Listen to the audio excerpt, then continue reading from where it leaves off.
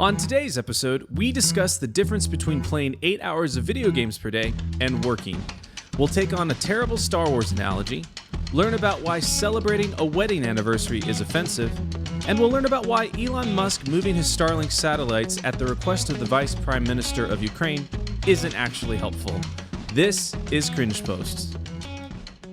Hello, friends, and welcome to this episode of the Cringe Post podcast. This is the podcast where we gather the cringiest political and cultural takes that you see in your feed and we see in our feed every week. And we break down where they went wrong, question the underlying assumptions, and have a good laugh along the way. And of course, before we pick fun at anyone else, we usually like to poke fun at ourselves, and because everyone hopefully outgrows cringe and everyone has cringe in their past. But before we get started, please make sure to like, share, and subscribe. It really helps us grow and get our message of anti-cringe out into the world. And for those of you that are listening via audio format on Apple or Spotify, if you're interested in actually seeing some of these posts or memes that we show, you can go to cringepost.com and we have a visual show companion guide there that you can tag along with us on. So like I said, before we poke fun at other people, we like to poke fun at ourselves. And we've got...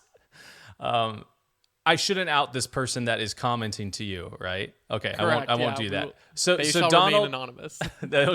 So Donald had there's a Facebook dialogue on Donnie's Facebook profile in 2012, and this person writes, "Rick Santorum smashing tonight? I think so." Smiley face. This is a person commenting on Donald's timeline, and then Donnie replied, "It's really too bad he won't actually get any delegates for it. I think Santorum, if not selected as nominee, which hopes are slim for, I'm afraid, ought to stay active until the 2016 election." And then this person replies, "Oh, he better. We need him this year. We can't wait 4 more years." Yes, Santorum definitely would have done really great in the 2016 primaries. Can you imagine a more boring addition to this 2016 lineup? Here's the thing. I remember you telling me you thought Scott Walker would get the nomination in 2016.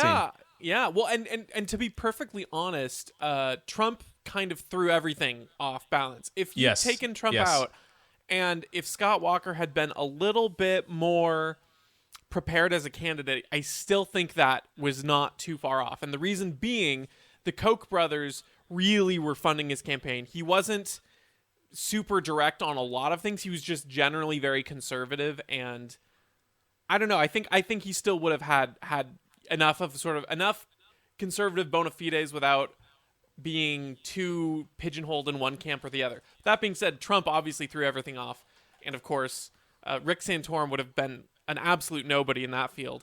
I think he got substantially worse in rhetoric, even alone, since then. And as we were remarking before recording, the idea of Rick Santorum smashing, like what did he do? What on earth would he have done that was worthwhile at all? I don't remember any moments or anything noteworthy he did.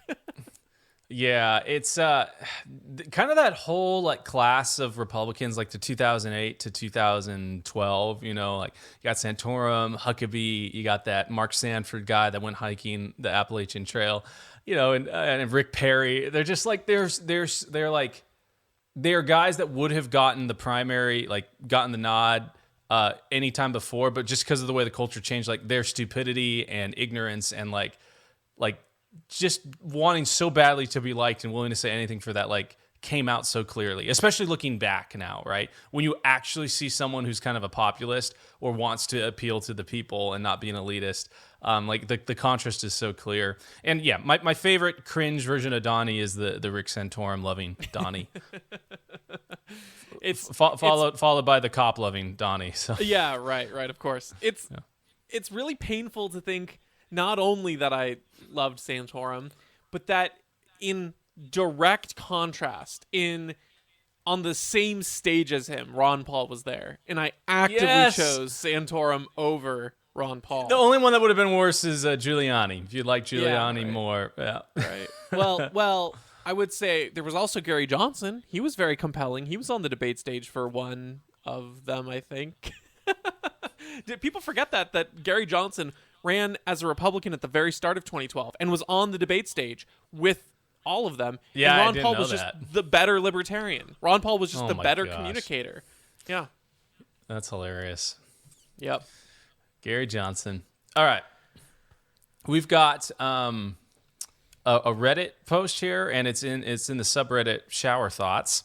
And this person posts, if you play 8 hours of video games per day, you are considered addicted, but working 8 hours per day is completely normal.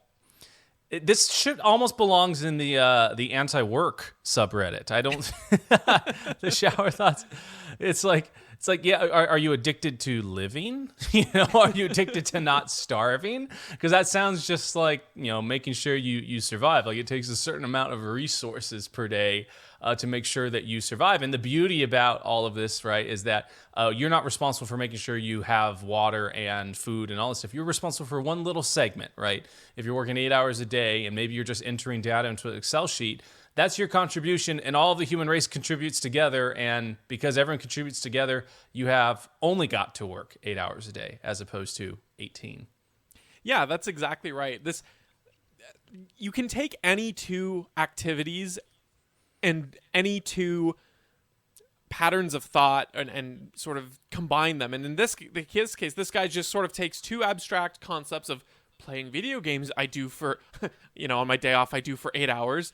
And on Monday through Friday, I work for 8 hours. Same things, but they're so different. And it's like, just because you have the same number applied doesn't connect to the concepts in any meaningful way. Yeah, you can spend 8 hours on anything, and that can be absurd, or it can be ridiculous. In the same way that it's like, you work 8 hours a day, and you also sleep 8 hours a day. I'm so profound and deep. It's like that doesn't mean anything just because it's the same amount of times in the hour allocation or whatnot. But it's so funny because this is just classic Reddit brain, terminally online. I can't think of concepts outside of the way that society has constructed me to think about them. I think about things in a spoon-fed manner. I think about work as, well, I'm only obligated to work 8 hours a day because that is the law. And you're like, think about the concept of work and the concept of video games. The concept of video games is entertainment. It's relaxation. It's non-productive activity that only serves for your own personal enjoyment. Work serves to benefit, to create, to cause some sort of general output, net gain into the world, which of course you needed to do more than 8 hours when we survived. Like, anyway, it makes me mad. This is the kind of person who buys into the social contract. Well, you just have to be a good citizen because that's what the social contract says. And they haven't thought for 1 second, did I ever consent to the social contract? How can you have a contract that people don't consent to? How do you who decides who gets to set up this contract, et cetera, et cetera? And how do you exit it? Right, exactly. It's just the idea of 8 hours a day is what government tells me is the working normal, and I want to play video games for 8 hours a day, but some reason that seems bad. It's just Reddit brain. That's all I can say. Reddit brain. I like that. The last thing I have on this one, I don't know if this is the technical, like, I know there's like a scientific definition of addiction, like where you're chemically addicted to a substance, but like the way that it's kind of put in my circles is like, hey, an addiction is anything that one, you can't control doing, and then two, because you do it so much, the things that are important in life suffer because of it, right? So hypothetically, playing 8 hours of video games per day might not be an addiction, right? If it's not encroaching on these other things like working, things that you need to do to survive, right? And that's kind of that's what's the Reddit brain thing that you're talking about. It's like, no, like an addiction is anything that gets in the way of you being a productive member of society. And video games could fall under that, or they might not. Just as well as, any sort of thing that does that could be classified as an addiction. Yeah, no, it's. I like video games. I enjoy a day of vegging out and not being productive, but at the end of the day, you have to get your house in order. You have to, I mean, even on the small scale there, right? Even if you weren't thinking about paying bills and Sure. taking care of those, even if you're just thinking about the state of your house, it's like if you played video games let's say you take a vacation for a month and all you do is play video games and then make yourself food to eat, you still have to end up cleaning the house. You have to take care of any sort of, if the elements are, causing your house to have a leak, you have to take care of that. If you spill something, you have to clean that up. Like, the world decays, and there are things that need to be done, and all the 8 hours of work is sort of this. We've come so far through material growth and efficiency as a culture and free trade and cooperation and specialization that we can condense all these kinds of things on the broad scale of needing to survive and needing to generate output to have enough to feed yourself, to keep yourself sheltered. We've consolidated all that into 8 hours. That's the amazing It's thing. amazing. It's amazing. So anyway, just Miracle. just funny little thoughts there. Reddit brain. All right. Our next cringe post, we got Matthew Dowd, and he tweets, "Let me make this perfectly clear. Putin is Emperor Palpatine. The Ukrainian people and all those who stand up for democracy around the world and here in America are Rey Skywalker, Jyn Erso, and the Rebel Alliance. Pick your side." Good Lord, what? She's not a Skywalker, dude. Like, what's going on here? Didn't you see? She called herself that at the end of the movie. I know, and why didn't he just call it the Resistance? Because we all know that's what they were trying to allude to, is that they're the Resistance. Well, how triggering is it that his call is Emperor Palpatine versus the new movies? Ew. I know. Why wouldn't you at least say Luke Skywalker, Han Solo, and Leia? Like, why wouldn't you at least go that route? With them, somehow Palpatine returns, so technically they didn't win. That's right. Yeah. Oh my gosh. The dead live or something? Isn't that the first line in that in the scroll text? I don't know. Yes. or something like that. Yeah. I just like how they covered over the plot hole with that, with like explaining how the Emperor survived. It was like somehow he returned and something with cloning. It's like, okay, like the biggest baddest villain returns and he's been absent for the past 2 movies, and like all you got to do, it's just ridiculous. It's terrible. All that aside, this analogy's terrible. I just like, what sucks is there are like good fiction definitely lines up with like the real world in certain ways. Like if the patterns that are illustrated in fiction are true in the real world, and it's great when they line up and you can kind of like make sense of the real world in that way. And why I dislike this post so much, and I think it's so cringy, is one, obviously this guy does not understand Star Wars, right? He makes, Rey Skywalker is not part of the Rebel Alliance, in that. And then 2, it's like, it's a lot more complicated than that, right? Like for the people that are always talking about like, nuance and know all the details, is like, well, like, did you know that we freaking funded, Nazis to take over the government in 2014 there? Like, I don't think there's really good analogy to the Rebel Alliance, in that, funding, some Sith, on Coruscant or whatever to take over a planet and then, install a puppet government. And it's just like, it's just this false dichotomy that you've got to, you're either on the Rebel Alliance side or you're with the Empire. It's like, no, in this situation, at least, that's not really how it works. It reminds me of so much of the propaganda from when you and I grew up with 9/11, but specifically like the invasion of Iraq, where you were either, if you didn't support the troops, again, put it on the troops, not the bureaucrats in D.C. making these decisions.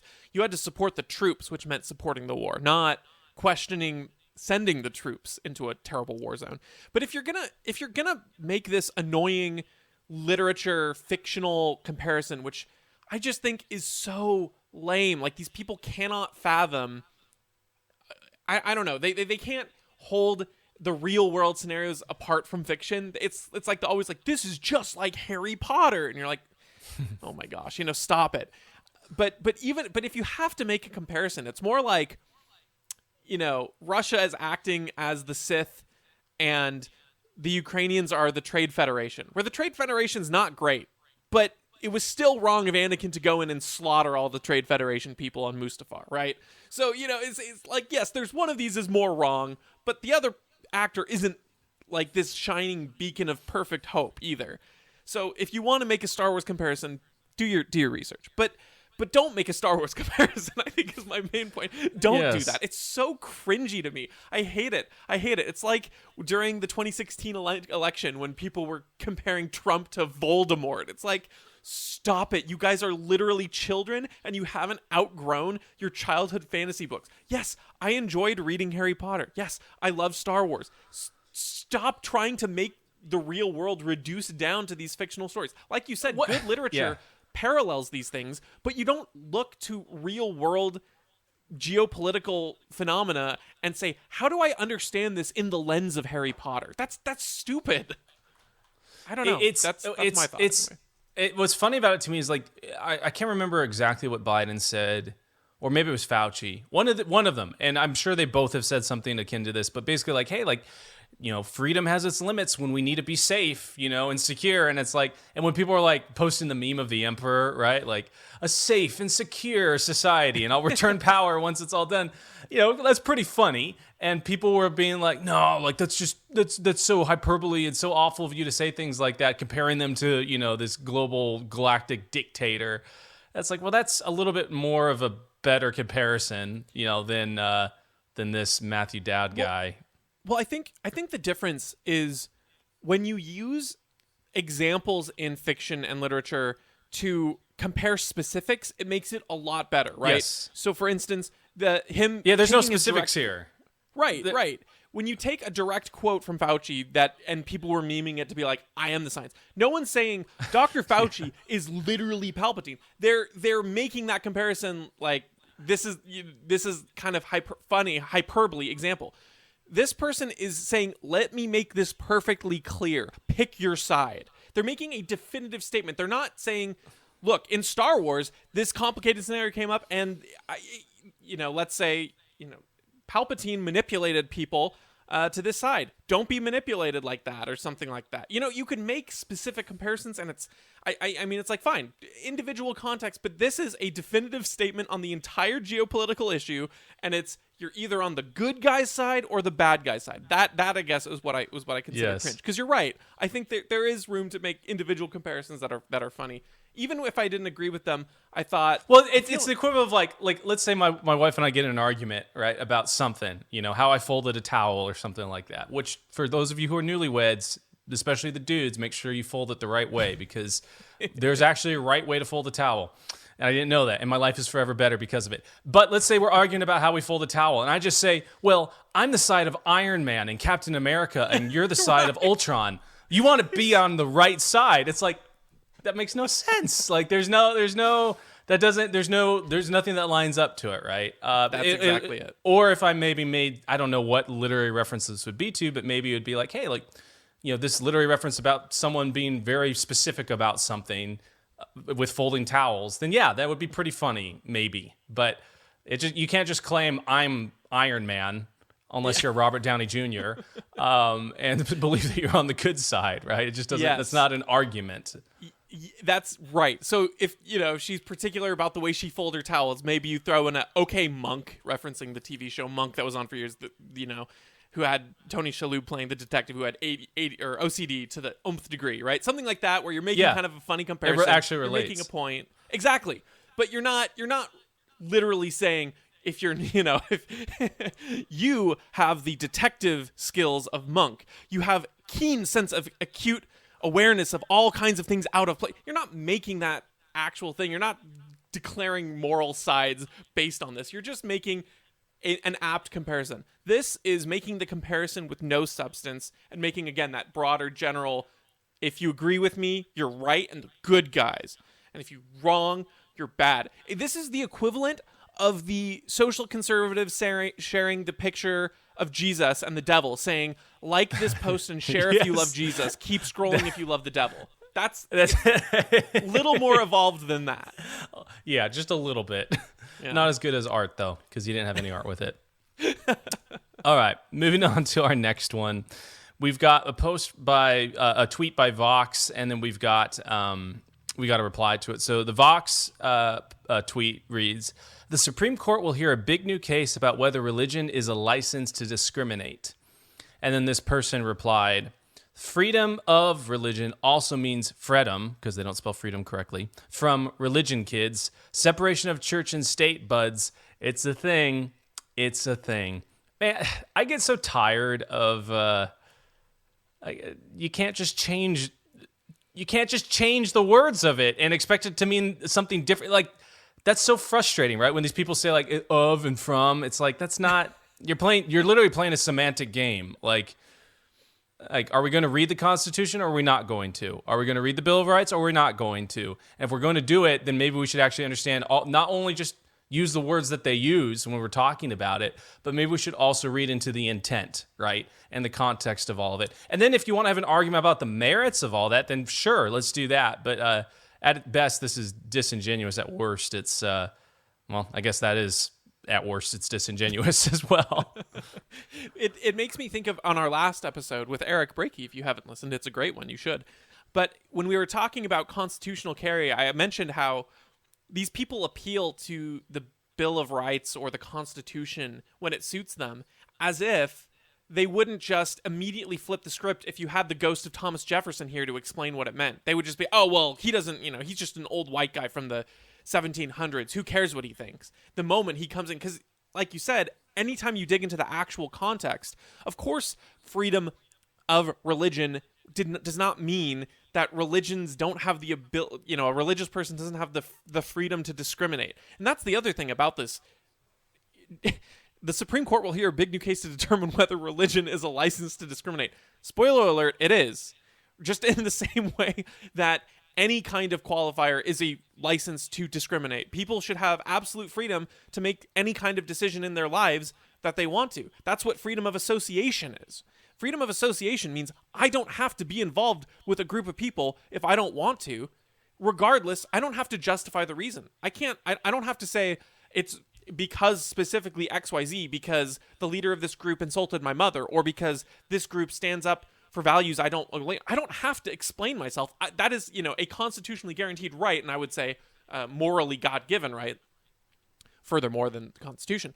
So when you talk about, freedom of religion, well, of course, freedom of religion has to mean that, because all religion is your perspective of the world and the values through which you see it, your epistemology, your worldview. It's everything, but it takes shape in your actions, and that includes how you associate or disassociate with people. How I do that, of course, it's going to be impacted by my religion, because that's what my religion does. It informs how I discriminate, whether that means discriminating between sleeping with someone before we're married or not, or discriminating against performing some service for someone else, right? Religion is just another word for a secular worldview. For a secular, it's a worldview. So it's like saying, the Supreme Court will hear a case whether or not your life experiences and the way that you process them allows you to make decisions and to choose option A over option B, which is such a stupid thing. Well, of course you do that. And so this person coming in saying freedom of religion means freedom from religion, well, that also has nothing to do with this case, because freedom from going into a bake shop and they don't want to sell to you because you want to have a gay wedding or something like that, and they don't want to give you a cake, that they're not forcing their religion on you. If anything, you would be forcing your religion on them to make them perform an act which their worldview deems unethical. Anyone who's making someone else compelled to do an action is imposing, not the other way around. Yeah, I think this was in the libertarian debates in 2016, and I think it was Austin Peterson talking about the bake the cake thing, and it's like, okay, like, sure, maybe we can agree or disagree on whether like you support gay marriage or whatever, but like, would you force a Jewish baker to bake a cake with the swastika on it, or any sort of Nazi paraphernalia all over it? It's like, obviously no, right? Like, obviously we wouldn't want to force someone to do that, but it's the same vein of logic, right? The logic that says, hey, you must bake the cake for this type of wedding, or you must make, these type of invites for, a transgender coming out, ceremony or whatever it is, like, translates to that. And people forget, they talk about like the 1960s and stuff. And it's like, you realize discrimination existed both at a private level and individual level and all that, but it was enforced at the state level, right? Like, it was enforced by law that you had to discriminate towards people. And, if you wouldn't have any of these problems if you just let the free market take care of it, right? Like, if you had a store in today's day and age that did not serve black people and said, hey, blacks are not allowed in here, how long do you think that business would be in existence? Do you think that they would have a lot of people coming to it all the time? Like, no, they probably wouldn't be. Their name would be smeared all over the place. It wouldn't be good, and or good for them, their business, right? And so even if that's the beauty of the free market, is like the money talks and the values of people talk. And so the question you have to ask at the end of the day is, can the state make us better people? Can laws make us better people, more moral people? And I don't think anyone would ever think that, the government that can barely deliver the mail on time is going to be able to change hearts and minds. And so if the state can't do that, then it shouldn't have any place, in trying to legislate things that are supposed to make us better people, because it's not going to make the world any better at all. Yep, exactly right. All right, moving on. We've got a news station and a person that's going to remain anonymous. So ABC7 Chicago writes, prisoners are fed rotten food at Joliet facility infested with rats and cockroaches, a lawsuit said. And then this person commented, we have law-abiding citizens in our country that live in these conditions every day, and nobody cares about them. Oh my gosh. I think it was Spike Cohen was talking about like how when the African American community brings up like, hey, like, police brutality, right? And then like white folks say like, no, like white folks also get beaten and stuff. He's like, it's like two people that just got mugged arguing about who got beaten the worst, right? Like, which is kind of ridiculous, right? It's like, yeah, like the root problem is not about, whether they chose to cut your hand off or, just break my nose. It's the fact that both of us were assaulted, right? And that's what this person's kind of doing. It's like, well, like we shouldn't care about the prisoners in there because, there are people that are living in these. It's like we should probably care about both and ask the questions about both. Just because you're highlighting one does not mean that you're indifferent to another.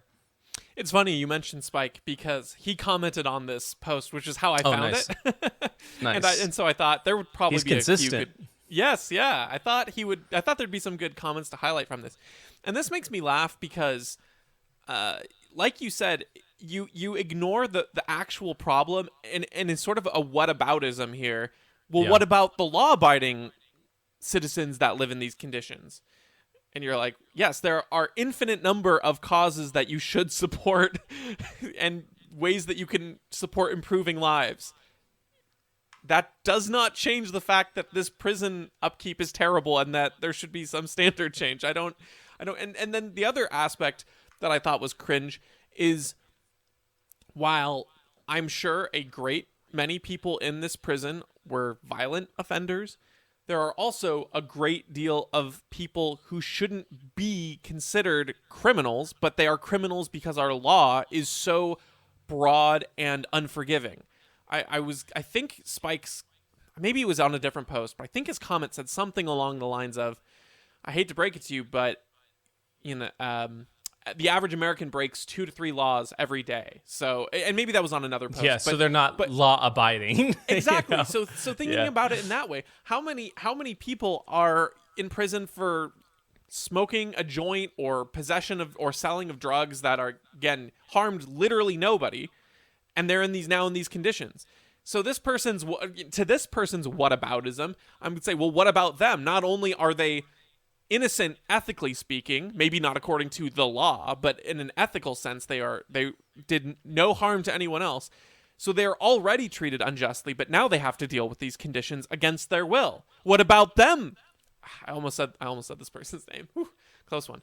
So you think about whataboutisms, you can do that infinite days. And so appealing just to the sense of, well, these people are marked as clean by the law, so we should care about them more, is a very, very lacking way to think about ethics and conditions of things in general, because just because it's a prison does not mean that everyone in that prison is guilty of actual crime, let alone people who are wrongly convicted under the law. Yeah, and this is obviously, it's a very conservative like kind of point. And it reminds me of one of our very first cringe posts that we did, which was the like my taxes pay for this and this and this and this, and I've got, who's my dependents? Well, it's all the illegal immigrants and all of the 400 and whatever people in Congress and their staff and blah, blah, blah. And it's like, okay, like you're literally, like, it's just a mass generalization with no specifics and none of the, like, I get it, right? Like, I don't like taxes either, but you're playing into the hand of like, oh, you're just a stupid hick out in the woods, that doesn't actually think about it. It's like, no, we care about anyone that would be starving or being fed rotten food, right? I think someone walking down the street and seeing someone, that was in these conditions the average person would feel moved, right, to try and help them. And just because that they say, hey, like these people that have been forcibly incarcerated, maybe some of them should be, thrown in jail because they're violent or whatever. Like regardless, like the way we treat people needs to be like, it just needs to be done in the proper way, right? Like we need to have some ounce of humanity, and to grant humanity to one section of people is not to deny it to another, right? And that's kind of the classic like leftist argument against conservatives, but it is really true in this instance. Like it's like, hey, I almost said her name too. But it's like, hey, ma'am, like just because we care about them does not mean we don't care about the law-abiding citizens that starve. So, take a chill pill. In the same way that someone might say, we treat our returning vets terribly. They suffer from mental trauma and they end up disproportionately impoverished. We should create a fund or some kind of system to help them. I would say, yes, absolutely, let's go. That does not mean I don't care about people who are homeless and in terrible situations who aren't vets, right? Yep. You can find segments, you can find individual cases to support and to try to improve the circumstances of, and especially the more local you get, the more you can specialize and have a close approach that is more informed and better serving. I totally agree. All right, moving on to our next one.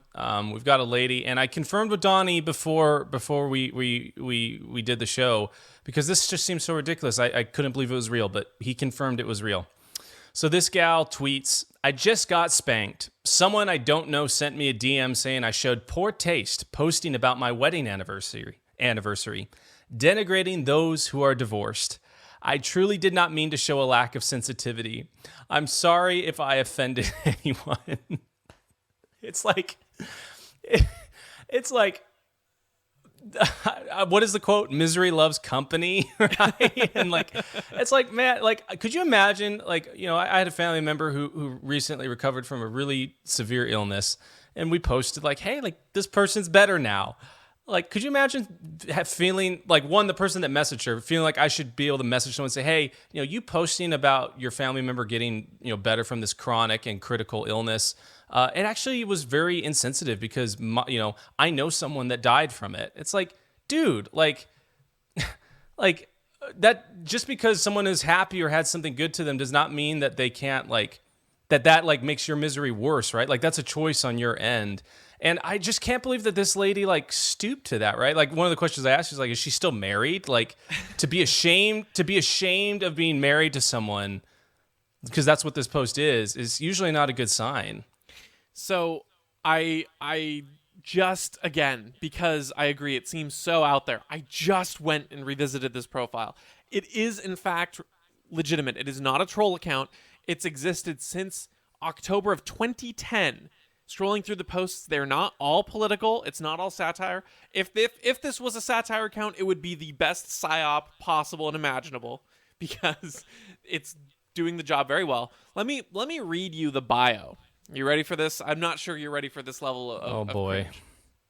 Progressive, ex-Catholic, wife, mother, grandmother, red wine lover, she/her, fully vaccinated. Please no DMs without asking first. Dude, she's got to take that wife and all that stuff out of there. It denigrates those that don't have a wife. And she's got to take the vaccinated thing out of there. People like myself who are not vaccinated, she's denigrating me. So I saw this and I thought, there's no way this is not a troll account. Sure enough, it was a real account. But this is the problem with our culture being so obsessed with the idea of being offended, as if that is the end of the conversation. I think I've made this point on the show before, but people talk and they bring the argument, well, that's offensive. And yes, right? You that's not an argument. That's a statement. That's you need to tell me what specifically. Right. Yes, there are a lot of offensive things every day. I'm offended by a lot of the choices of people I love and I like, and then I confront them on it, or I if it's to the point where it's so offensive, I disassociate. That does not mean that I get to impede on their previous decisions or that their decisions should directly be impacted by me. Now, if it's someone I'm close to, maybe it should, but some random person on the internet telling you that you celebrating is offensive to me and to people who are divorced, that should not impact you in this way. And the fact that she acquiesced is just terrible. Well, yeah. Sorry, go for it. Oh, yeah. No. That was well, that. Then without that, go ahead. Well, it's very much like it's like that principle of equity, right? And it's been taken so far to the point of that, like, any discrepancy that people see is a sign of something that's wrong, right? And it feeds into people who, like, to make a value judgment is to declare something is better than something else, right? And for someone to celebrate that they have another wedding anniversary is to not only celebrate that, hey, we've made it this far, it's also to celebrate that, hey, we haven't gotten divorced because getting divorced is bad. And that's, at its core, that's what this person did when they said, because that's what it is to celebrate something. It's to celebrate this happened. It's also to celebrate that something else did not happen, and that other thing that could have happened is worse. And that is not tolerated, right? You can't, like, in the leftist ideology, like, that is to make a value judgment about lifestyles. And, unfortunately, that's not how the world works, right? Like, the world, we do prize certain things above other things, and there are things that are better than other things. And just because you say there is no truth and that it's my truth or your truth or whatever, or it's all relative, doesn't negate the fact that instinctually we know, right? And so someone that was divorced felt bad when they saw this because, yeah, it was possible for you to not get divorced, potentially, right? I'm not saying that's the case in all situations, but, like, that's what declaring something like this is will make someone that has been divorced realize that, like, oh yeah, like, someone did make it, right? And for whatever reason, I didn't make it. And instead of them introspectively looking into themselves and saying, well, why didn't I make it and how can I improve from here? They decide to attack the person that is celebrating and is making it. And it's not just with, we'll get to an Elon Musk post here in a little bit, but it's not just with, like, marriage. It's not just with people that have a happy family. It's also people that work and make money or make good decisions economically, right? And we see that level of envy and then the level of misery that's trying to bring everyone down to its own level while not also improving itself just everywhere. Yeah, what you were talking about with the value statements of, we rank things because there has to be good and bad. Like, there has to be two realities. Either the reality is that there are things that are good and there are things that are bad. That is the reality, meaning something like a long-lasting marriage, something you've created that has been unimpeded with divorce or death, that is a good thing because you've created this beautiful thing and you've avoided outcomes that are bad, such as heartbreak of separation or heartbreak of an early passing. So you have to make the value statement that one of those is better than the other in order to celebrate something as good. You can't celebrate a wedding anniversary if nothing is good and nothing is bad. And that's the second reality, where everything is subjective. And if you feel like celebrating this because you feel that it's good, that's based in nothing. It means nothing. And so, furthermore, if someone is offended by that, that also means nothing. So their offense should be meaningless to you. What they said is meaningless, and nothing matters. If you go in this Nietzschean direction of apathy and cynicism.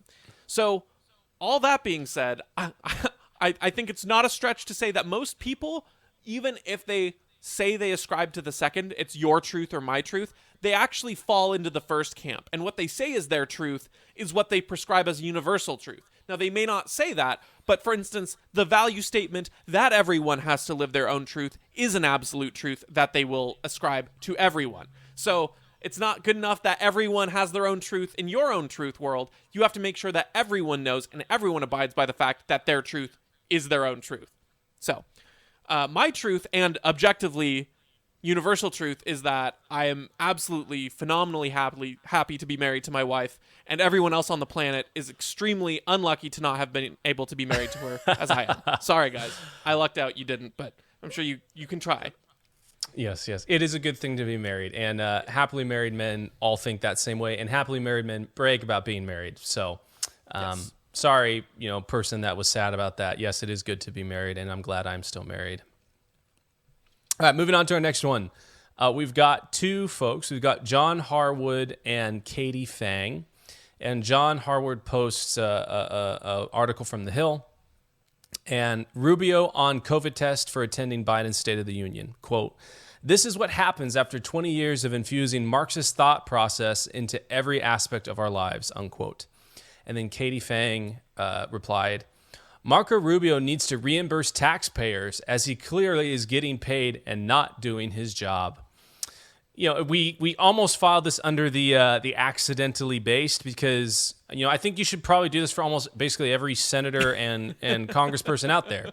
You know, I'm not happy with the job that they're doing, so you can take back their $174,000 a year salary and their, I think, what is it? It's like $1.8 million staffing and fees and all that stuff that they can use to get staff for their, you know, for their offices and stuff. It's you had some really good points on it, so I'll let you dive into it more. But you know, Katie, good job, almost a good job. Well, I was gonna say you can extrapolate her point to if he's not doing his job, which is, I guess, to attend the State of the Union, we should first think about, is that what we want to pay senators for, attending a speech? And then the retort might be, well, no. The point is that he's representing us, right? He's representing us. And so if he's not representing me, then maybe I should be able to get a refund because, or at least from my senators in Washington State, because if I'm not being represented, then they're not doing their job because they're not representing me. Oh, wait, if they're not representing, or if they were representing me, they would probably intrinsically not be representing someone else who's diametrically opposed an opinion to me, meaning they literally can't do their job, meaning, ergo, we should all get a refund for every senator. Thank you very much, Katie. I appreciate it. Okay. Yes. But to say, so I think it's very annoying when, have you ever been in a social situation where you're maybe in a debate, either about something political or just in general, and you're arguing some point with someone, it can be friendly or not, whatever, and you're making these points, this person you're talking to is coming back at you, and someone else in the group comes up to your aid and is like, yeah, Donnie's right or Britt's right. And then they proceed to give the absolute worst reasoning possible that makes you like, no, shut up. That's Marco Rubio on this COVID test scenario, right? So the scenario here is that he's not attending the State of the Union because you need a COVID test. And I agree that the COVID testing thing is kind of annoying, pretty ridiculous, the metrics that they use, the double standards, because you know you do have to wear masks here, you don't have to wear masks there, you're all crowded in a room together, yada yada. I don't like the testing regimen that's come on for, I think it's a little bit beside the point. That being said, his excuse is, this is what happens after 20 years of infusing Marxist thought process into every aspect of our lives. Harkening back to your earlier point, now you're just sounding like the conservative, you know, hick in the woods who doesn't know anything, the stereotype, the caricature, and is saying, oh, it's because of communists, you know? And it makes me so frustrated because... yeah. The infrastructure was put in by you, dude, for all this stuff. Exactly. And so it's really frustrating because you don't want to be labeled and slandered as having these bad arguments against this stuff, and then Rubio just gives them the fodder for it. Yeah. So I thought that was pretty cringe, and then the response, of course, was very cringe. The idea that Marco Rubio skipping the State of the Union, that's the straw that breaks the camel's back in terms of them not doing his job. It doesn't. Yeah, if he cannot show up for voting on the coronavirus bill or anything like that, and he's still doing his job then. But if he doesn't show up to the State of the Union, you know, which is basically worthless and should be done away with, he's not doing his job. Well, you know, not to mention not only skipping votes on the coronavirus, but actively voting in ways that impede your ultimate responsibility, your job description to uphold the Constitution and the Bill of Rights, which is voting to send people overseas or to even votes to keep the draft in place, I think is a great example where that's not something that impacts our daily lives, but that's still not doing your job, which is to uphold the Constitution and uphold the Bill of Rights. I think the draft is a direct violation of that. Anyway, so it's not even just a matter of skipping. I'd say any vote that directly violates the Constitution, again, not saying that's the perfect moral document, but per the job description, that's your job title. So any vote that contradicts that is not doing your job, not attending the State of the Union. I think that Marjorie Taylor Greene and Thomas Massey were on the Tim Pool show a couple weeks back, and they were talking about how voting is actually done, in all the different for legislative bodies, and basically they were saying we have to force a vote, because what will happen if we don't force a vote is everyone will just say yeah or nah, and then it will just get passed. And so they would take turns, on the floor when these bills are being read, actually forcing everyone to come in and take a vote. And they were talking about sometimes until it was just Thomas and Marjorie, they got a third guy, I can't remember his name, but basically they would wait till they both had to go to the bathroom, and then they would try and ram through as many bills as possible while they were at the bathroom, because they couldn't call for a vote to be had. That's dude, your Congress people do not do their jobs, right? You're paying them to go vote and represent you. Whether or not they represent you, maybe you didn't vote for them, whatever, but at the very minimum, they should actually show up, right, to actually do their job, and they don't even do that. The last thing, this made me just think of kind of how conservatives Rubio and Cruz and some of these other guys, they are literally I don't know, the congressperson equivalent of Internet Explorer. It's like those guys, it's this was a talking point 9 months ago, dude. And now you're now just saying it. They're always so slow to actually take any, he's trying to make a point, but it's a point with the wrong argument, right? It's okay, dude, we were talking about Marxist stuff 9 months ago. Your foreign policy needs to go back to the 1980s, or whatever, to steal Obama's line. It's just they're just Internet Explorer. And the reason why is because they're so spineless, right? They don't want to say anything that's controversial that could actually make them lose the goodwill of the New York Times and all these other folks. They want to just say, what is well accepted and deemed okay. I don't know if you have any more on that one. Cool. Nope, I think we're good. All right. Do you know how to say this guy's name? The first guy? I don't actually. I've only read it. So okay. He's the vice prime minister of Ukraine. Okay, so the vice prime minister of Ukraine. A lot of you have probably seen this on Twitter. His name's, I think it's Mikhailo Fedorov, and I'm sorry if I got it wrong, which I probably did. But he tweeted at Elon Musk, "While you try to colonize Mars, Russia tried to occupy Ukraine. While your rockets successfully land from space, Russian rockets attack Ukrainian civil people. We ask you to provide Ukraine with Starlink stations and to address sane Russians to stand." And then Elon replied, it looks like a couple hours later, "Starlink service is now active in Ukraine. More terminals en route." That's pretty badass and pretty cool. And then Emily Shuley replies, "Maybe for effing once, you could think about actually helping people without having to splash your name and branding all over it, or otherwise make it all about yourself and how you profit in some way. We saw the Nazi tweets, Elon. The internet doesn't forget." And this just reminds me, there was this guy I followed. This could have only been made better if Emily had the Ukrainian flag in her Twitter handle. And I can't remember this guy's name. And I saw Austin Peterson. It's Instagram Joey N Tunes. And he posted this video of him commenting on all of these different videos of celebrities painting the Ukrainian flag on their face, or the lady that did the Putin, if I was your mother, you would have been so loved video.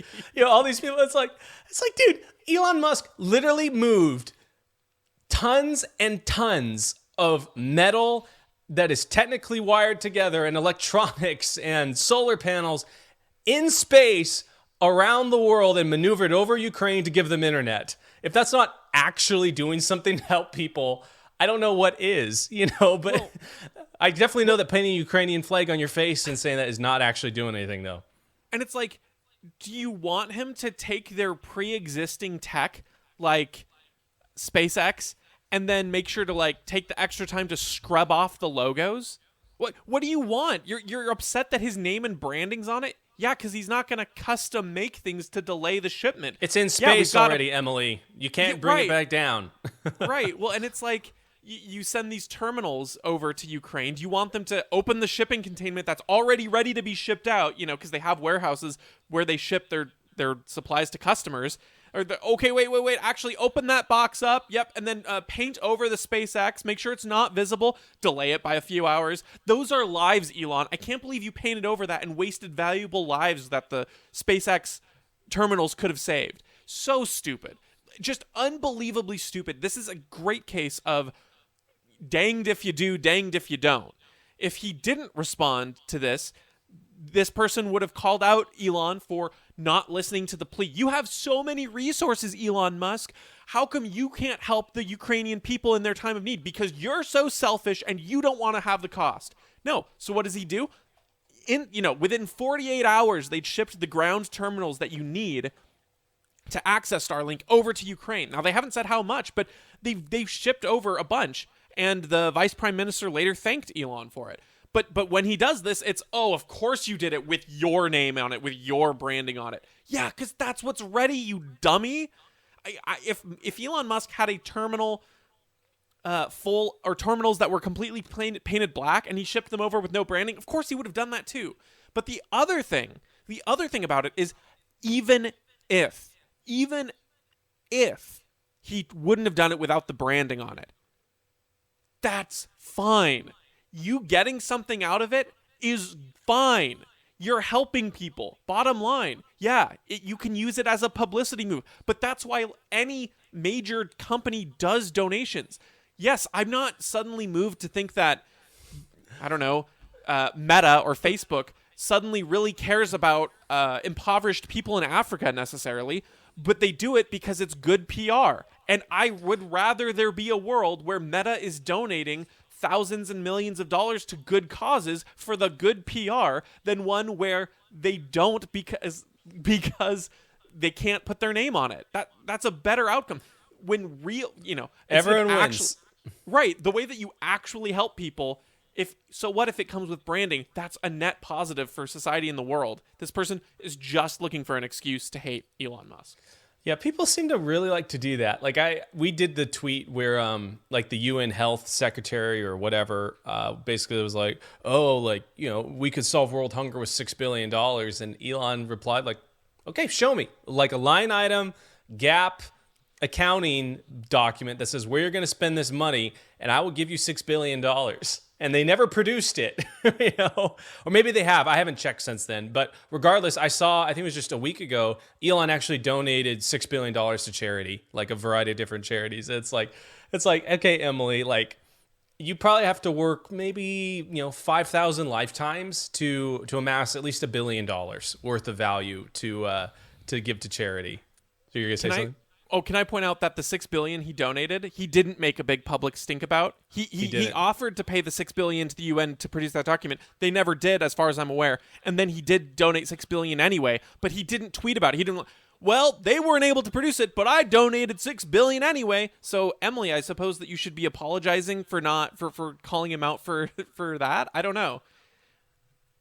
Yeah, You say what you want about Elon, right? Like, there's a lot of like accusations of like he's one way on Twitter and then he's another way on like any sort of Chinese social media network or whatever. But it's like, regardless, hundreds of tons of metal was moved through space to give internet to the Ukrainian citizens, and $6 billion, which is more money than basically any of us will ever make, let alone give away, was given away to private charity by Elon Musk. And that is a net positive, right? As long as he doesn't nuke the world, which, there are a lot of people that have given a lot less that are threatening to do that, or creating situations that could cause that are doing. I think he's probably, the sum of his life will probably be a net positive. I completely agree. And I think there's two sides on this sort of, you either are not doing enough and you're doing basically nothing, or on the you are actually doing something and that's the only thing that matters side. So, Elon does something tangibly, right? He does what he can do. And then you have articles like coming out of places like The Atlantic that were saying things like, Elon Musk sent Starlink over, but it's unclear how actually helpful it is. Now what? Or something like that, some disparaging title. And I read this article, and the gist was these people were saying, well, in the Starlink beta test, people were saying that even a single tree could disrupt the signal. They haven't said how many actual ground-based units that you need to set up have been sent, and how many are active, and where they'll be spaced out. It's not like you can just flip a switch and internet suddenly becomes available for the whole country. You have to set these things up, and it's not reliable, yada yada yada. And there's all these disparaging things, and to me it was like, yes, so what? And what? Elon Musk was asked to provide the service as best he can. There is no other competition in the world that can do what he's doing in this amount of time, even if it's not perfect, even if the signal can be disrupted by the Russians and the Chinese, even if the ground geography makes it harder to use, even if the signal is spotty and slow, he's still providing the best that humanity has to offer in this short of time. So you denigrating that does nothing to help. You're literally just disparaging for the sake of a clicky article headline and to dunk on Elon Musk for no reason. It's like if, your house was on fire, let's say, and you texted me, dude, please bring a bucket of water. And I bring a mug of water, and I'm able to save like your copy of The Anarchist Handbook by Michael Malice. I wasn't able to put out the whole room, but you're like, dude, you idiot. How come you didn't bring, a fire hose to put this out? And it's like, literally all I had was a mug. But, no one in the world had anything else. The only thing that existed in this world is a mug. And that's what I did. And I ran over and I threw it on there. And you get mad at me for not having a fire hose, That's the equivalency here. The only people who are ungrateful for this are the white, commentators sitting back, non-Ukrainians. I don't mean white as in like their race specifically, but the non-Ukrainians sitting back on their heels doing nothing and being like, oh, Elon provided a service that was imperfect. He put his brand on it too. That's so stupid. I bet Emily poured out her bottle of vodka, right? And she thought she was doing something. Yeah, right. She probably didn't even pour it out. She probably just kind of put it away in a shelf. Like, I'm not going to display this, Did you see that video of the guys gently putting the bottles of Russian vodka away? Because they're like, oh, we're taking it off. And it's like, you're not even pouring it out. You're just like putting it in these boxes to clearly take out once it's all over. It's like, ooh, big sacrifice, dude. So... If you haven't seen Ryan Long, he's a comedian. He's kind of a liberty guy too. He put out a really funny video making fun of sort of all these companies doing things that are, defying Russians. One of the things is Putin's black belt got taken away by the association or whatever. I saw so that. He jokes on that, and he says, as they've just taken away his black belt, which is really great because as we know, most of Putin's power comes from his black belt, and now his bodyguards like Steven Seagal will not associate with him because they would never associate with someone who does not have a black belt. It was really funny. But the other side of it is I don't necessarily disparage these actors or actresses doing these really goofy things that don't help. Like I think they're silly, I think they're stupid, I think they're unhelpful. But also, I'm not expecting these people. Well, if they have wealth, they could actually donate. They could do something more responsible. But the average person saying, like, tweeting, my thoughts and prayers are with Ukraine. I've seen people responding to those tweets like, your thoughts and prayers do nothing. And I'm like, what do you want? My favorite Smash Bros. Melee player competitively tweeted something about that. And this guy responded with this tweet like, that does nothing. It's just virtue signaling. And I'm like, what do you expect this competitive Melee player to do? Go over to Russia and like first to 5 battlefield, no items Fox match him for the fate of Ukraine? Like, what do you want this that guy would be to dope. do? And then less people would die. Yeah, it's true. But it's an absurdity. So there's a ridiculousness on both sides of this. On the I'm just gonna be super. I'm going to insult anything that's being done, but there's also the people who are, I'm going to insult when nothing is being done, but from someone who really can't do anything. I think there's absurdity on both sides of this, with people getting stuck in the hyperbole of actually do something when people are literally providing Starlink base units. And also, your thoughts and prayers mean nothing to someone who's realistically not going to be able to control the situation.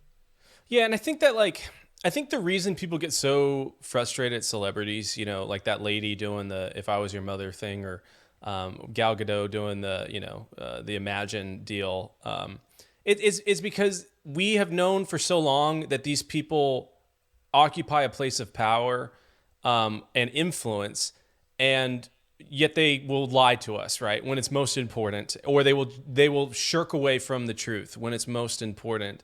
And so it's like, okay, maybe this, I don't actually know much about this whole thing, going down. I know the history, a little bit of history about Ukraine and Russia and kind of some of the geopolitical stuff, but like I'm not on the ground there, so I don't know actually what's going on. So I'm not going to say anything about it. I'm just going to hope and pray for the best for those folks that are down there. So it's like, but when these folks that are so certain about lying, when it comes time, and then are also doing this, I think that's why people dislike them so much, right? And it's because it's like, well, when you did have the opportunity to do something good, you didn't do it, and now you're trying to do it again. And yeah, maybe this is a good cause to support or whatever, or do whatever you're doing. But we've seen what makes you cheer. So like your boos mean nothing to me, and your support means nothing to me, and I'm not going to trust it. And I think that's kind of the whole tragedy. I mean, of the boy cried wolf, right? Like it's like, you do that too many times, and eventually something real does happen, and no one can actually tell if you're telling the truth or not. Yeah, agreed. Cool. All right, folks, thanks for hanging out with us tonight, or I guess today, depending on when you listen to it. We're recording tonight.